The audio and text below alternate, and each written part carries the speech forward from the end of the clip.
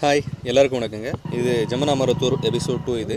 இப்போ நம்ம பார்த்துட்டு இருக்கிற கிராமம் வந்து தென்மலை அத்திப்பட்டு கிராமம். இந்த கிராமத்தில் வந்து குறிப்பிட்ட சில வீடுகள் தான் இருக்குது. ஒவ்வொரு கிராமத்துலேயுமே வந்து அதிகமான வீடுகள் இல்லை.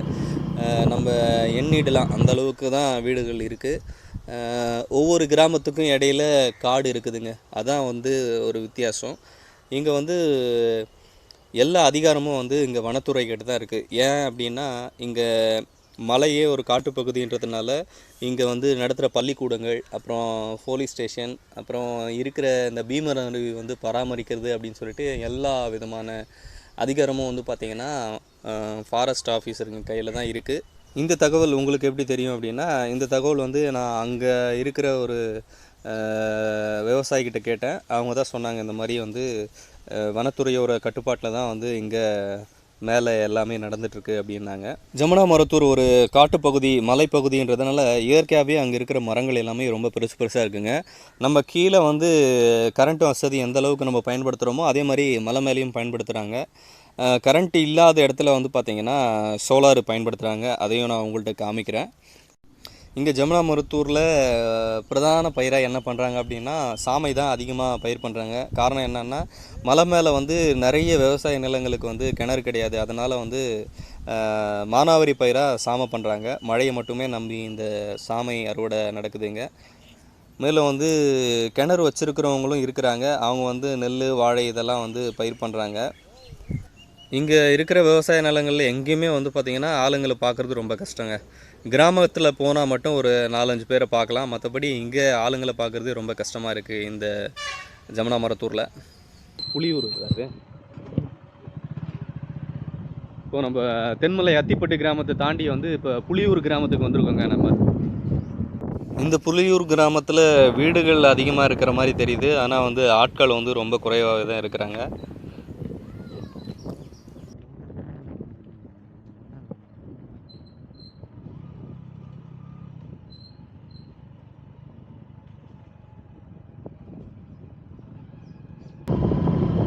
ஆடு வளர்க்குறாங்களாட்டுக்குது. நிறைய ஆடு தான் தெரில. ஏன் இது வரைக்கும் மேலே மேலே ஆடு நம்ம பார்த்ததே இல்லை. கிட்டத்தட்ட நம்ம ஒரு 2 கிராமத்தை தாண்டிட்டோம். இந்த மலை மேலே மாடு மட்டும்தான் நிறைய இடத்துல பார்த்துருக்குறோம். ஆடு இருக்கிறத பார்க்கவே இல்லை. தெரியுதா?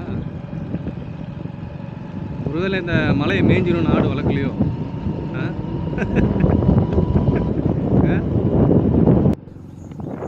இந்த புலியூர் கிராமத்தில் வந்து டவர் ஒன்று இருக்குதுங்க, பெரிய டவர். அதில் வந்து பார்த்திங்கன்னா சோலார் பேனல் நிறைய யூஸ் பண்ணியிருக்கிறாங்க. கரண்ட்டோட பற்றாக்குறையை போக்குறதுக்காக சோலார் பேனல் பயன்படுத்துகிறாங்கன்னு நினைக்கிறேன். அதோட இந்த ஊர்லேயே வந்து ஒரு பெரிய பள்ளிக்கூடம் ஒன்று இருக்குது. பெண்கள் மட்டுமே படிக்கக்கூடிய பள்ளிக்கூடம் ஒன்று இருக்குது, ஹாஸ்டலோடு சேர்த்து. இந்த பள்ளிக்கூடம் தான் அது. முன்னாடி பார்த்த கிராமத்தை விட இந்த கிராமத்தில் கொஞ்சம் வீடுகள்லாம் நல்ல பெருசாக இருக்குது. அதோடு வந்து இங்கே ஆரம்ப சுகாதார நிலையமும் இருக்குதுங்க. ஹாஸ்பிட்டல் ஒன்று இருக்குது. இதுதான் அந்த ஹாஸ்பிட்டலு. இதுக்கடுத்து அப்படியே வந்து தொடர்ச்சியாக விவசாய நிலங்கள், அப்படியே காடு தான் வந்து ஆரம்பிக்குது. இன்னும் வந்து நம்ம ஜமுனா மருத்தூர் போய் சேரலை. நம்ம இதுக்கு இடையில இருக்கிற கிராமங்களை தான் நம்ம பார்த்துட்டு போகிறோம். நம்ம எங்கேருந்து இப்போ ஜமுனா மருத்தூர் போயிட்டுருக்கோம் அப்படின்னா செங்கத்துலேருந்து போயிட்டுருக்குறோம். இதுக்கு இடையில வந்த கிராமங்களை தான் இப்போ நம்ம பார்த்துட்டே போகிறோம். இந்த புலியூரை ஒட்டி இருக்கிற காட்டில் வந்து நிறைய மூங்கில் மரம் இருக்குது. மூங்கில் காடுன்னு எங்கள் பக்கத்தில் பேர் இருக்காங்க. அந்த அளவுக்கு வந்து மூங்கில் வந்து நிறையவே இருக்குது. இது ஃபுல்லுமே வந்து பார்த்திங்கன்னா சாமை தான் பயிர் பண்ணியிருக்கிறாங்க. இது ஃபுல்லாகவே மானாவாரி பயிர் மூலயமா தான் இந்த சாமை பயிர் பண்ணியிருக்கிறாங்க. ரோட்டு ஓரமே பாருங்கள், நிறைய இடத்துல வந்து மூங்கில் மரங்களை பார்க்க முடியும். இங்கே ஜமுனா மருத்தூர் மலை கிராமங்களில் பெரும்பாலும் நாட்டு மாடுகள் தான் வளர்க்குறாங்க. வெள்ளாடுகள் வளர்க்குறது குறைவு தான். நீங்கள் வீடியோ வந்து முழுசாக பார்த்தீங்க அப்படின்னா எதனால் வெள்ளாடு வளர்க்குறது இல்லை அப்படின்னு நீங்கள் தெரிஞ்சுக்குவீங்க.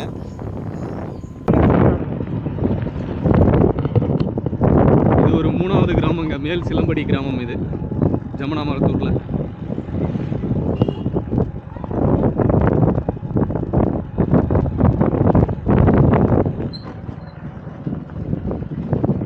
நாட்டு மாடுகள் நிறைய இருக்கும் போல இங்க.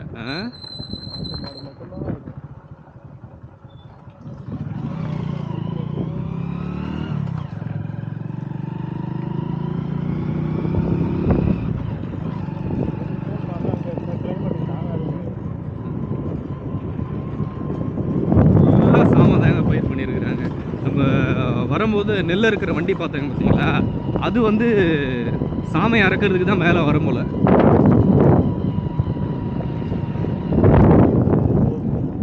ஒரு விவசாயம் நம்ம மலை கிராமத்தில் பார்த்து பேசணும்னு ஆசைப்பட்டு தான் நம்ம மேலே வந்தோம். மேல் சிலம்படி கிராமத்தில் தான் இப்போ நம்ம இருக்கிறோங்க.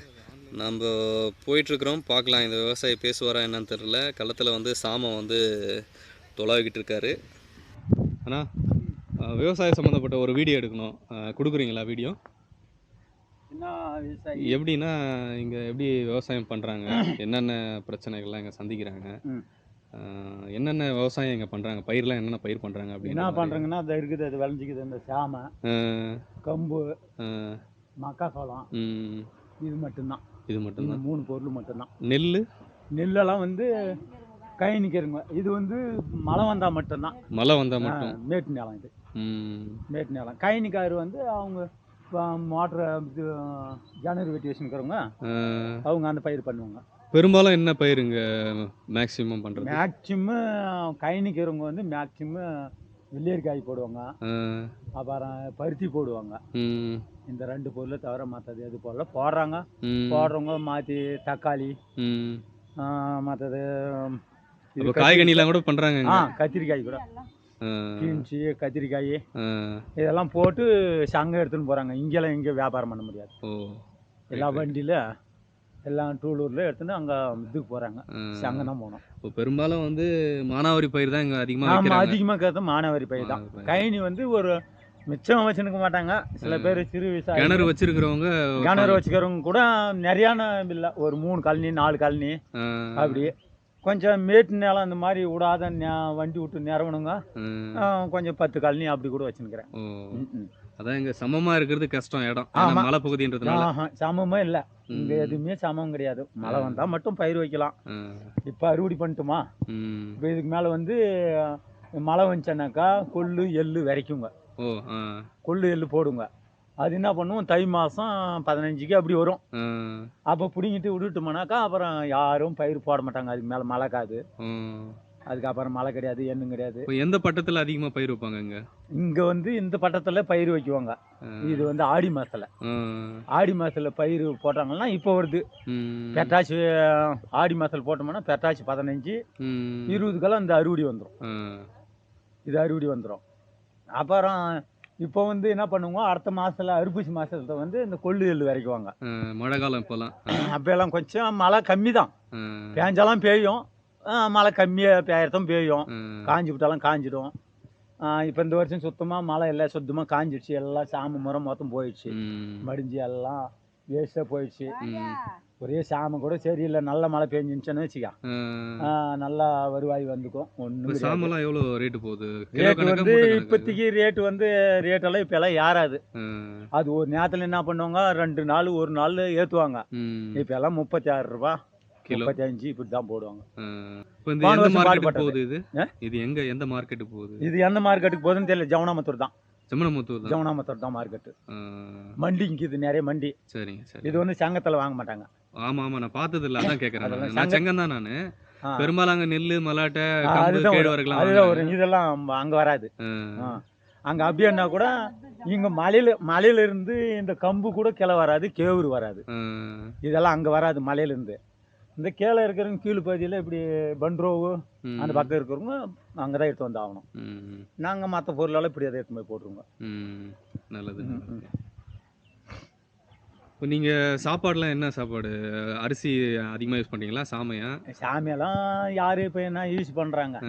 சாமையெல்லாம் கையில் குத்தணும் வந்து, இல்லைன்னா மிஷின் வந்துக்குதுன்றாங்க. நாங்கள் போய் இன்னும் வரைக்கும் பார்த்தது இல்லை. குத்தி கையில் குத்தி வலிக்கல் கையில் குத்தணுமானாக்கா குத்தி ஏதோ ஆசைப்பட்டா ஒரு நாளைக்கு தின்னலாம். அப்படி இல்லைன்னா ரேஷன் அரிசி தான் தின்றோம். பயிர் பண்ணாலும் இதை சாப்பிட இது இந்த பயிர் பண்ணாலும் யாரும் சாப்பிட்றதில்ல. கேவுரு சாப்பிடுவாங்க, கம்பு சாப்பிடுவாங்க. அந்த பொருள் விலைக்கு போட மாட்டாங்க. இதெல்லாம் விலைக்கு போட்டுருவாங்க.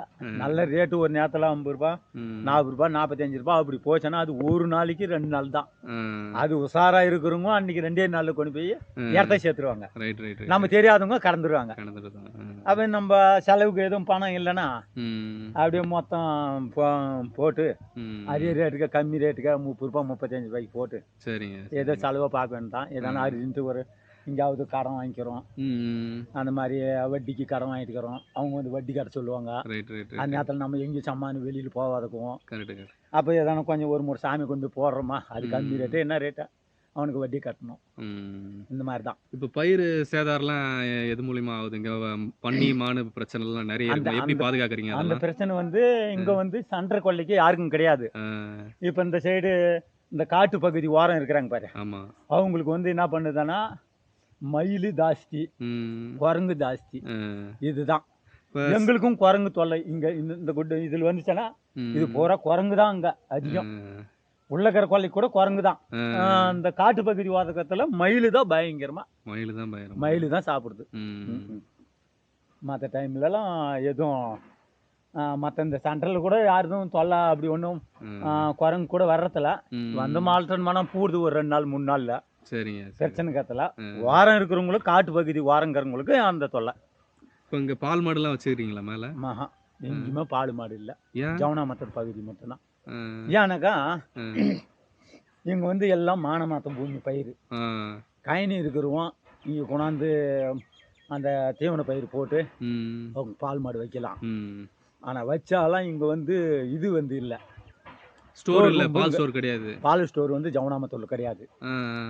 எங்கள் பால் எடுத்து போய் ஊற்ற முடியாது. 5 லிட்டர் 10 லிட்டர் கறந்தா என்ன பண்ண போகிறேன். ஓ. நாட்டு மாடு வச்சுருக்கிறாங்க, ஆமா, ஃபுல்லும் நாட்டு மாடு தான் நாட்டு பார்த்துட்டு மாடு வரோம் வர வச்சுக்கிறாங்க. வழியில. ஏதாவது மாடுங்க வருஷத்துக்கு ஒரு கன்று போடுறது, ஒரு 2 லிட்டரு 3 லிட்டரு ஆ. அப்படி கறி வீட்டுக்கு மட்டும் யூஸ் பண்ணிக்குவாங்க. வீட்டுக்கு மட்டும்தான். இப்போ பணத்துக்குன்னு மாடு இங்க பணத்துக்குன்னு மாடு கிடையாது, இங்கே இந்த சைடு கிடையாது. என்ன ஜவுனாமத்தூர் சைடு வச்சுக்கிறாங்க. ஆ.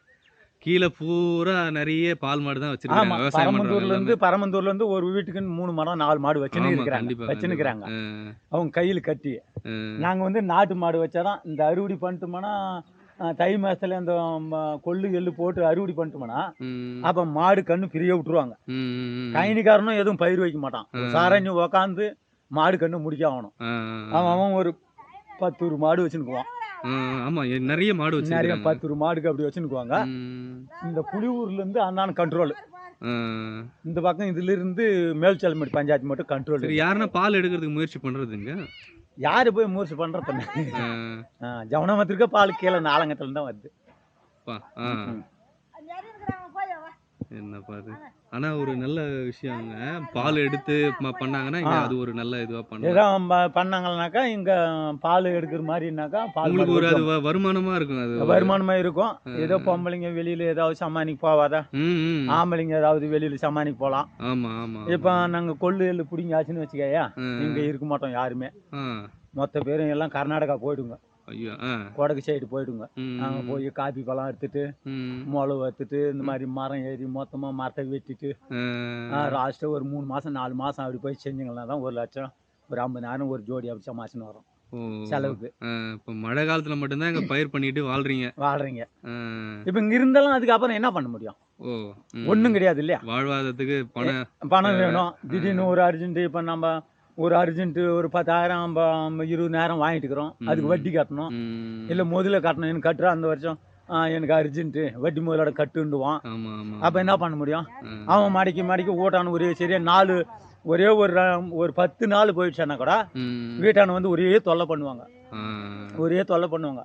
ம். இங்க வாழ்றது ரொம்ப கஷ்டமான ஆமா, விஷயம் தான். கஷ்டமான விஷயம் தான். ம். இப்போ ஆத்திரம் அவசரம்லாம் நீங்க இப்போ ஹாஸ்பிட்டலுக்கு போகணும் வரணும்னா எங்க போவீங்க? புலியூர், புலியூர்ல இருக்கு. புலியூர்ல இருக்கு. ம். அது புலியூரை விட்டா நம்ம பெரிய ஹாஸ்பிட்டலுக்கு போனோம்னா ஏதானு ஒன்றுன்னா குழந்தை பெக்கிறதோ செய்யறதோ ம். எல்லாம் இதுக்கு ஜமுனாமத்தூர் தான் போகணும். ஜவுனாமத்தூர் கிடக்குது பெரிய ஹாஸ்பிட்டலு. ஜவுனாமத்தூர்ல தனியார் ஹாஸ்பிட்டலுங்குது, ம். நிறைய தனியார் ஹாஸ்பிட்டலுங்குது. இங்கே மட்டும் ஒரே கவர்மெண்ட் ஹாஸ்பிட்டல் மட்டும். ம். அப்படி திடீர்னு அங்கே புலியூரில் இது இருக்குது ஆம்புலன்ஸ். ம். ஒரு முடியாத லெவலுக்கு இருந்தால் ம். ஃபோன் பண்ணிட்டா ஆம்புலன்ஸ் வந்துடுது. இப்போ தனியாரா கவர்மெண்ட் ஆகுது? எது கவர்மெண்ட்? கவர்மெண்ட் இதே கவர்மெண்ட். நல்லது நல்லது. ம். தனியார்து கிடையாது. சரிங்க சரிங்க. அதுதான் பிரச்சனை இங்கே. ம். இங்க நிலம்லாம் என்ன ரேட்டு போகுதுங்க? நிலமெல்லாம் இங்கெல்லாம் வந்து இங்கே வந்து யாரும் இப்போதைக்கு வந்து நாங்கள் இதுக்கு வந்து பட்டா நிலத்தை யாரும் கொடுத்தது கிடையாது, கொடுத்ததில்ல. கொடுத்ததில்லை. அப்படியே கீழே இருக்கிறவனுக்கு நமக்கு அர்ஜென்ட்டு ஒரு நம்ம பட்டா நிலம், ஒரு ஏக்கரா, ஒரு அரை ஏக்கரா, ஒரு நிலம் 4 சென்ட், ஒரு 5 சென்ட், அப்படி ஒரு 1.5 லட்சம் 2 லட்சத்துக்கு அப்படி கொடுத்தோம்னா அது வந்து வேற ஆள் பேர் மேலே தான் ரிஜிஸ்டர் ஆகும். அவங்க பேரில் ரிஜிஸ்டர் ஆகாது. இங்கே இருக்கிறவங்க மேலே யார் வெளியாளுங்க வந்து இந்த இடம் வாங்கலாமா? வாங்கலாம். ஆனால் வாங்கினாலும் நீ உன் பேர் மேலே ரிஜிஸ்டர் ஆகாது. ஏன் அது? ஆமாம், ஏன்னாக்கா வெளியாளுக்கு வந்து பத்திரமோ எதுவுமே பட்டாவோ உன் மேலே ஆகாது. ஆகிற மாதிரி இல்லைங்க. இங்கே வந்து ரூல்ஸ் அது இந்த ரூல்ஸு. நீ பட்டா பண்ணுற மாதிரியும் இல்லை, உனக்கு உன் பேரில் வந்து பத்திரமும் நடத்த முடியாது, பாண்டும் நடத்த முடியாது. அது வந்து என்ன பண்ணுவாங்க, இங்கே இருக்கிற ஆளை யாருன்னா ஒரு ஆளை பிடிச்சி, பெரிய தலைவருங்களா யாரை பிடிச்சி அவங்க பேரில் பத்திரம் பண்ணி அவங்க பேரில் பட்டா பண்ணி வைக்குவாங்க. நீ எவ்வளோ நாளைக்கு இருக்கிறியோ, நீ எவ்வளோ நாளைக்குன்னா உங்கள் புள்ள தலைமுறை தட்ட நீ பொழைச்சாலாம் அன்னைக்கு எனக்கு இந்த அந்த சொத்தை நீ வேற ஆளுக்கு யாருக்கும் விற்க முடியாது. அந்த ஆள் விற்க முடியாது. அந்த நிலத்தை யார் மேலே பட்டா ஆகிக்குதோ அந்த ஆள் மேலே விட்டுட்டு போய் நிற்கலாம். அவன் ₹1 துட்டு கொடுக்க மாட்டான். அவன் கொடுக்க மாட்டான். நீ இப்போ அது வந்து அங்கே அந்த ரூல்ஸ் கூட இல்லை. இப்போ பட்டா ஆக்கிது பாரு, அந்த ரூல்ஸ் கூட ஆகாது. நிலத்துக்காரன் விட மாட்டான். இவன் எவ்வளோ நாளைக்கெல்லாம் அனுபவிச்சாலும் அந்த நிலத்துக்காரனுக்கு தான் இதனுடைய இதுன்ட்டு அன்றைக்கி பத்திரத்தில் வந்துடும். அதான் யார் பேர் மேலே அது அவங்களுக்கு தான் சொந்தம். அவங்க பேர் மேலே சொந்தம் வராது. இப்போ இந்த நிலத்தை யார் நான் கொடுக்குறேன்னா 1 ஏக்கரா, இந்த நிலம் நாளைக்கு கீழே இருக்கிறவங்க அவன் அந்த ஆளு பேரும் போடுவாங்க இல்லையா? போடுவாங்க இல்லையா? காசு கொடுத்து வாங்கியிருக்கிறாங்க, இந்த ஆளு வாங்கியிருக்கிறாங்க. நாளைக்கு இந்த ஆள் அனுபவிக்கிற வரைக்கும் அனுபவிச்சுட்டு அந்த நிலத்துக்காரனுக்கு தான் இது உரிமை அப்படின்னு அன்னைக்கு அந்த பட்டாவில் எழுதிடுவாங்க. தாலுகா ஆஃபீஸில் எழுதிடுவாங்க. எழுதிட்டாங்கன்னா நாளைக்கு அவன் பட்டா ஆக்கிது பாரு, அவனும் ஒன்றும் பண்ண முடியாது, இவனும் ஒன்றும் விட்டுட்டு போய் நிற்கலாம். உங்கள் ஒரு ஆள் எவ்வளோ நிலம் வச்சுருக்கிறாங்க? விவசாய நிலம் வந்து வச்சுன்னுக்குறவங்க ஒரு ஏக்கரா, 1.5 ஏக்கரா, இப்படி 2 ஏக்கரா, இப்படி தான் 2 ஏக்கரா 3 ஏக்கரா. இதுக்கு மிச்சம் யாருதும் கிடையாது. இப்போ இந்த புலியூரில் எடுத்துக்கினேன்னா ஒரு ஆளுது வந்து 10 ஏக்கரா, 15 ஏக்கரா, 20 ஏக்கரா அப்படி இருக்கும். அங்கே அதிகமாக இருக்கும். அவங்க இருக்கிற இடம் ஃபுல்லாகவே புலியூர், எருக்குமட்டு, அந்த பக்கம் நெல்லுவாசல், பெருமூட்டம், மேல்பட்டு, இந்த மேல்பட்டுன்னு ஒரு ஊருக்கு இது மேல்பட்டு, எருக்குமட்டு, இந்த ஊர் ஃபுல்லாக அவன் வந்து இருக்கும். ஒருத்தன் வந்து 10 ஏக்கரா 15 ஏக்கரா கம்மி இல்லை அவங்கெல்லாம். நிறைய கிராமம் அங்கே இருக்குது இந்த மலை மேலே. ஆமாம், இவ்வளோ கிராமம் தான் இருக்குது. படிக்கிறது, பசங்க படிக்க வைக்கிறது இப்போ வந்து ஒரு 5ஆம் கிளாஸ் 7ஆம் கிளாஸ் 8ஆம் கிளாஸ் அப்படி படிக்கலன்னா அங்கே விளாமிச்சின்னு ஒரு ஊர் இருக்குது. அந்த ஊரில் இருக்குது ஸ்கூல், ஃபாரஸ்ட் ஸ்கூலு, கவர்மெண்ட் கிடையாது. 5 ஊருக்கு ஒரு ஸ்கூல், 5 ஊருக்கு ஒரு இதுக்குது. அங்கே தான் படிக்கணும். ஆனால் காலேஜ் படிக்கிறதுலாம் கீழே தான் போய் ஆகணும். காலேஜ் படிக்கிறதெல்லாம் கீழே தான் போய் ஆகணும். வெளியில் தான். இங்கே 12வது படிக்கிறதுக்கே ஜவனாமத்தை தான் போகணும். 12வதுக்கெல்லாம் வந்து ஜவனாமத்தை தான் போய் படிக்கணும். 10வது இங்கே 8வது வரைக்கும், இப்போதைக்கு 8வது வரைக்கும் இருக்குதுங்க. 8வது முடிச்சா ஜவனாமத்தை தான். இப்போ கல்யாணம்லாம் இங்கே பிரம்மாண்டமாக பண்ணுவாங்களா? எப்படி பண்ணுவாங்க? கல்யாணமெல்லாம் இங்கெல்லாம் வந்து பிரம்மாண்டமாக பண்ண மாட்டாங்கப்பா, ரொம்ப சீப்பாக பண்ணுவாங்க. இங்கே வந்து கல்யாணம் வந்து பண்ணணும்னு நினச்சா இப்போ என்ன பண்ணுவாங்க, பொண்ணு போய் கேட்குவாங்க, நிஸ்தாமலம் எடுக்குவாங்க.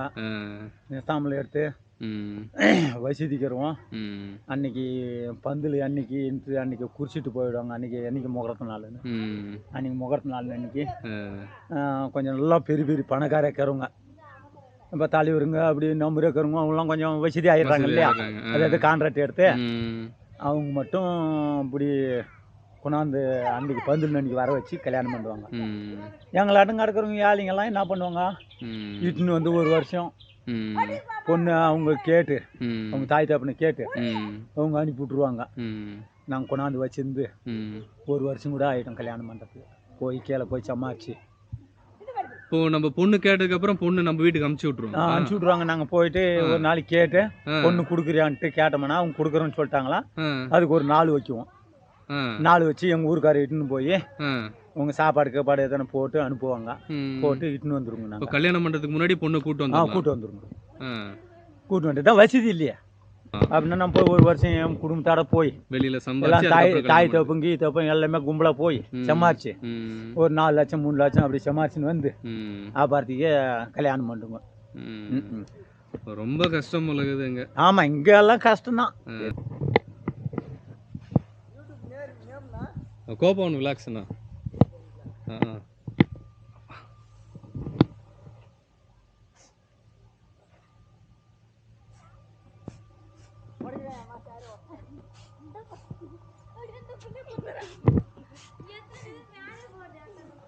இது சமுதாய களமா? இது நீங்களே போட்டுக்கிற ரைட் ரைட் ரைட். இப்போ யார் வேணாலும் யூஸ் பண்ணிக்கலாம். இதை யாருனாலும் யூஸ் பண்ணிக்கலாம். நான் வண்டின்றது இல்ல, நேரத்துல தான் இருக்குது.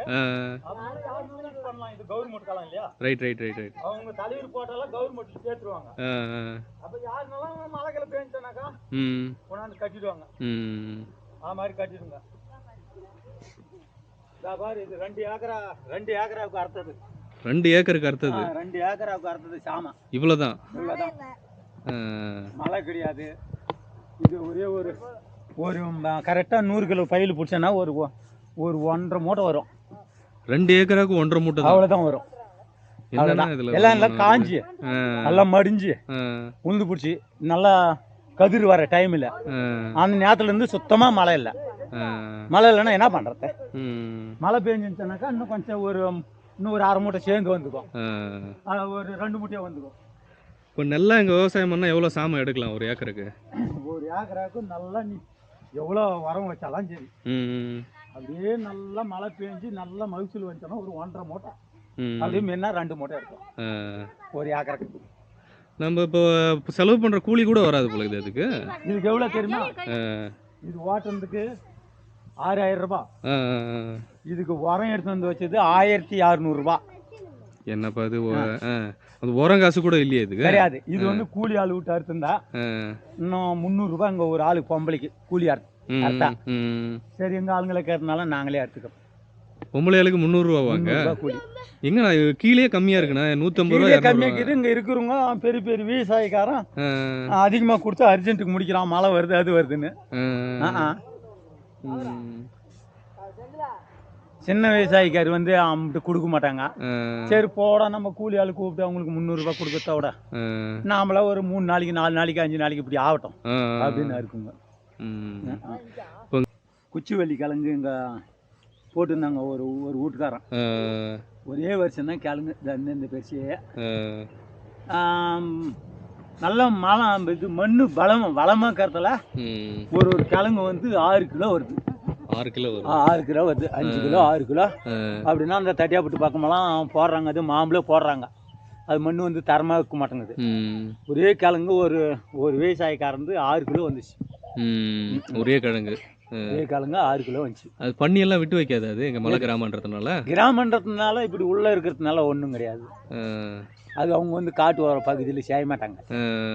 காட்டு பகுதியில் செய்ய மாட்டாங்க.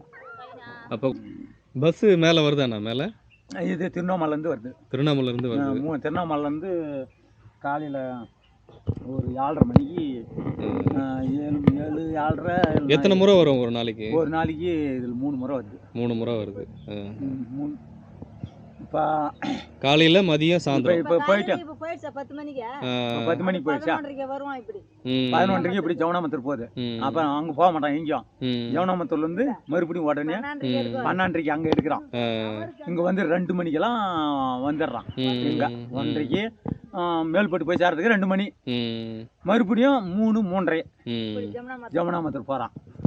ஜமுனாமத்தூர் போய் 4:30 நான் 3:45 எல்லாம் 4:30 எடுக்கிறான் ஜமுனாமத்தூர்ல. அங்கே எடுத்தான்னா அவரே அப்படியே வந்து 6:30 மணிக்கு இங்கே போகிறான். 6 மணிக்கு 6:30. அவ்வளோதான் கடைசி ஒரே அப்படியே துருவா திருவண்ணாமலை. சரிங்க, போயிட்டு வரேன். சரி, பார்க்கலாம்.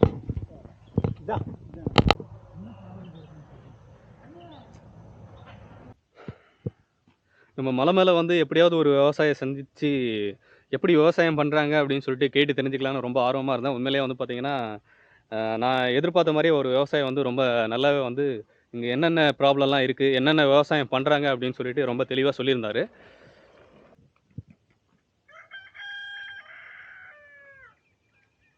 கீழெல்லாம் வந்து எக்கச்சக்கமாக சத்தமாக இருக்குங்க. மேலே வந்து பார்த்தீங்கன்னா, அமைதியாக இருக்குது. குருவிங்க கத்துறது, சுற்றி இருக்கிற கோழிங்க, ஆடு மாடுங்க, இதோட சவுண்டு தாங்க இங்கே ரொம்ப சூப்பராக இருக்குது. ஆனால் பணத்துக்கு வந்து இங்கே ரொம்ப கஷ்டமாக இருக்குது போல். ஆனால் வாழ்கிறதுக்கு வந்து பார்த்தீங்கன்னா ஒரு அருமையான இடமா இருக்குது இங்கே மலை மேலே. தெரியுதுங்களா? ஃபுல்லாக அங்கங்கே வந்து பார்த்தீங்கன்னா விவசாய நிலம் இருக்குது. அவங்கவுங்க இடத்துல அங்கங்கே வந்து பார்த்தீங்கன்னா வீடு கட்டியிருக்காங்க எல்லாமே. மீண்டும் அடுத்ததொரு ஜமுனா மருத்துவர் எபிசோடில் சந்திப்போம். நன்றி, வணக்கம்.